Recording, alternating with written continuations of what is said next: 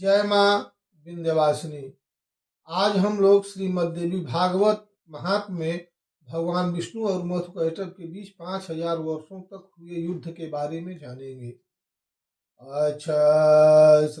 परसुम गदेशो कोलिसाम पद्मं धनुष्कुण्डिकां दण्डां शक्तिमसिं च चर्म जलजं घंटां सुराभाजनं शूलं पाशसुदर्शने च दधतिं हस्तैः प्रसन्नाननां सेवे शैरिभमर्दिनीमिह लक्ष्मीं सरोजस्थितां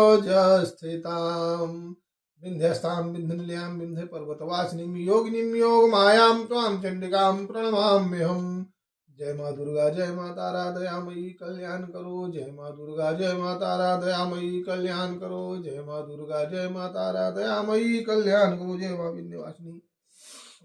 सूत उवाच यदा विनिर्गता निद्रा देहात् तस्य जगद्गुरौ नेत्राश्च नासिका बाहुहृदयभ्यस्तथोरसः। सूत जी बोले, जब भगवान विष्णु के शरीर से निद्रा देवी हटी तब भगवान बार बार जमुहाई लेते हुए उठ खड़े हुए। तथा पश्चात स्थितम तत्र भयतस्त्रम प्रजापतिम उवाच च महातेजा मेघ गंभीरया गिरा। तब भगवान विष्णु ने वहां भय से कांपते हुए ब्रह्मा जी को देखा और उन महातेजस्वी विष्णु ने मेघ के समान गंभीर वाणी में कहा, विष्णुवाच किमागतोसि भगवनस् तपस्त्वात्पद्यज कस्मात् चिंतातुरोसि त्वं भयाकुलित मानसः। विष्णु बोले, हे ब्रह्मा जी आप तपस्या छोड़कर यहाँ कैसे आ गए हैं? आप इतने चिंतित और भयभीत क्यों हैं? ब्रह्मा जी बताते हैं कि तत्कर्मलजो देव दैत्यो च मधुकैटभौ हम तुम माम समुपायातौ घोर रूपौ महाबलौ भयात् तयोः समायातस् तत्समीपम जगत्पते त्राहि माम वासुदेवाद्य भयत्रस्तम विचेतनम। ब्रह्मा जी बोले, हे प्रभु आपके कर्ण के मल से दो भयंकर और महाबली दानव प्रकट हो गए हैं और उन दोनों का नाम मधु और कैटभ है। हे प्रभु उनके ही भय से मैं आपके पास आया हूं, मैं आपका शरणागत हूं, मेरी रक्षा कीजिए। विष्णुवाच भगवान विष्णु बोले, तिष्ठाद्य निर्भयो जातस्तौ हनिष्याम्यहं किल युद्धाया जगमतुर मूढ़ौ मत समीपम गतायुषौ। ब्राह्मण आप निर्भय हो जाइए और इनकी मृत्यु निकट है, वे यहाँ पर युद्ध करने के लिए आएंगे और मैं उनको युद्ध में ही मार डालूंगा। सुतवा सूजी कहते हैं कि एवं बद देवेश दानवो तो महाबलौ विचिन वानावजम चौभौ संप्राप्तौ मद गर्मितौ। भगवान विष्णु इस प्रकार से ब्रह्मा जी से कह ही रहे थे कि वो दोनों दानव वहां पर उपस्थित हो गए। जाधारौ जले तत्र संस्थौ विगज्वरौ ताऊ चतुर्मदोन्मत्तौ ब्राह्मणाम मुन सप्तमा। हे श्रेष्ठ मुनिय, वे दैत्य उस महासागर में बिना किसी अवलंब के खड़े थे और अहंकारी राक्षसों ने ब्रह्मा जी से कहा कि तुम यहाँ क्यों आ गए? अब तुम मुझसे युद्ध करो, नहीं मैं तुमको मार डालूंगा और उसके बाद इस शेष सैया पर सोए हुए इस पुरुष को भी मार डालूंगा। सूतवाच तच्छित्वा वचनम विष्णु ताउवाच जनार्दन कुरुतम समरम कामम मया दानो पुंगवौ। उन दैत्यों के वचन को सुनकर के भगवान विष्णु ने कहा कि हे दानवेंद्रो, मैं तुमसे युद्ध करूंगा और तुम्हारी अभिलाषा को पूर्ण करूंगा। और मधुकैटभ था भगवान विष्णु में भयंकर युद्ध शुरू हो गया। प्रेक्षकस्तु तदा ब्रह्मा देवी चैवांतर ऋक्षगा न मम्ल तुस्तरा तो तू विष्णुस्तु ग्लानि माप्तवान। उस समय इस युद्ध के दो दृष्टा थे, एक तो ब्रह्मा जी थे और दूसरा माता भगवती जो आकाश में खड़ी होकर के इस युद्ध को देख रही थी। युद्ध करते करते 5000 वर्ष बीत गया। तब भगवान विष्णु को युद्ध से ग्लानि होने लगी और वे इन दोनों दैत्यों के मृत्यु के बारे में सोचने लगे। पंचवर्ष सहस्राणि यदा जातान युद्धता हरिनाम चिंतितम तत्र कारणम मरणे तयोः। भगवान उनके मृत्यु के बारे में सोचने लगे। तब भगवान ने जब उन ध्यान लगाया तब वहां पर माता का वरदान दिखाई पड़ा। भगवान श्री हरि ने सोचा कि वरदान के विरुद्ध कैसे लड़ा जाए। अगर इनसे युद्ध नहीं करेंगे, इनको युद्ध में मारेंगे नहीं तो ये देवताओं को परेशान करेंगे।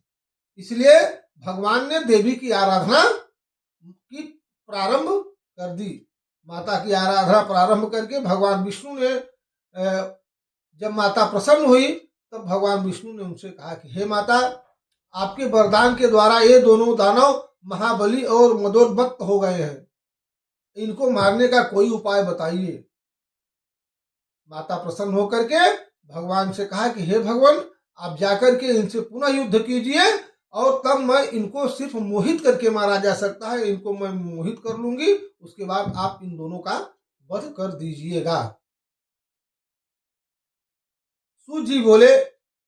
देवी माता के वचनों को सुनकर के भगवान विष्णु ने पुनः उन दोनों दैत्यों से युद्ध प्रारंभ किया और उसके बाद माता ने अपनी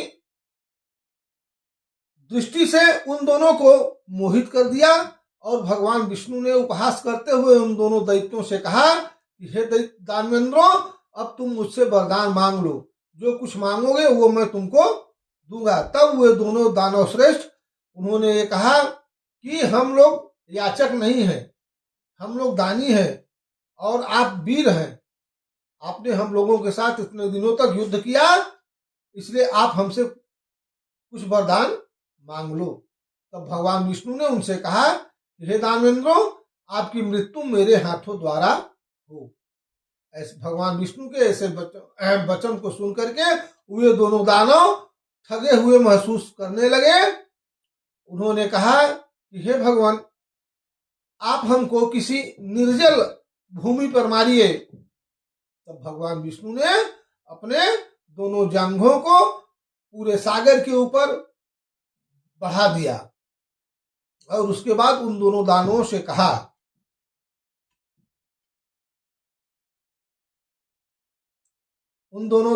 कहा कि हे दानव, अब आप अपने सर को रखिए और हम आपका वध इसी निर्जल भूमि पर करेंगे। तब उन दोनों दैत्यों ने अपने सर को भगवान विष्णु के जंघे पर रख दिया और भगवान विष्णु ने उनके सर को सुदर्शन चक्र से काट दिया, जिससे उनकी मृत्यु हुई और सभी देवताओं में हर्ष उत्पन्न हो गया। सभी देवता खुश हो गए, ब्रह्मा जी भी खुश हो गए और इति वह कहितम सर्वम यत्पृष्ठोस्मि सुनिश्चितम महाविद्या महामाया सेवनीया सदा बुधई। आप लोगों ने जो प्रश्न किया था उसका ठीक ठाक उत्तर मैंने दे दिया। हे बुद्धिमान मनुष्यों को चाहिए कि वे महामाया महाविद्या की सर्वदा उपासना करते रहें। आराध्या परमाशक्ति सर्वैरप सुरासुरैः नातः परतरम किंचित अधिकम भुवनत्रये। क्योंकि वे पराशक्ति समस्त देव दानों की आराध्या है, उनसे बढ़कर कोई दूसरा देवता तीनों लोकों में नहीं है। सत्यम सत्यम पुनः सत्यम वेद शास्त्रार्थ निर्णय पूजनीय पराशक्ति निर्गुणा सगुणा था। यह बात सर्वदा सत्य है एवं वेदों तथा शास्त्रों का निष्कर्ष है कि सगुण अथवा निर्गुण रूप में सर्वदा उस पराशक्ति का ही पूजन करते रहना चाहिए। आज इस वीडियो में इतना ही। इसके बाद अगले वीडियो में व्यास जी की तपस्या और वर प्राप्ति के बारे में बताएंगे। जय माँ दुर्गा, जय माँ तारा, दयामयी कल्याण करो। जय माँ दुर्गा, जय माँ तारा, दयामयी कल्याण करो। जय माँ दुर्गा, जय माँ तारा, दयामयी कल्याण करो। आप लोगों का कल्याण हो आप लोग सुखी रहे, समृद्ध रहे, इसी कामना के साथ जय माँ विंध्यवासिनी।